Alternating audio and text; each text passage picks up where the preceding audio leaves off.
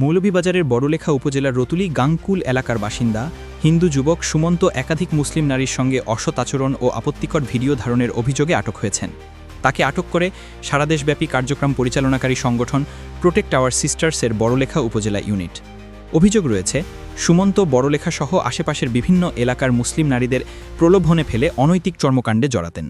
তিনি এসব মুহূর্ত ভিডিও আকারে ধারণ করে নিজের কাছে সংরক্ষণ করতেন এবং পরবর্তীতে সেগুলো ব্যবহার করে নারীদের ব্ল্যাকমেইল করার পরিকল্পনা করছিলেন।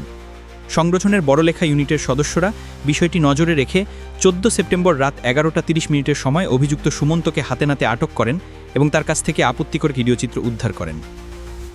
পরে খবর পেয়ে পুলিশ ঘটনাস্থলে গিয়ে সুমন্তকে সংগঠনের সদস্যদের কাছ থেকে আনুষ্ঠানিকভাবে গ্রেফতার করে থানায় নিয়ে যায়। বর্তমানে এই ঘটনায় আইনগত প্রক্রিয়া চলছে। এদিকে ঘটনাটিকে ঘিরে এলাকায় ব্যাপক উত্তেজনা ও ক্ষোভের সৃষ্টি হয়েছে।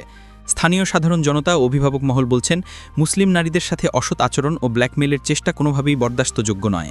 তারা অভিযুক্ত হিন্দু যুবক সুমন্তের দৃষ্টান্তমূলক শাস্তি দাবি করেছেন।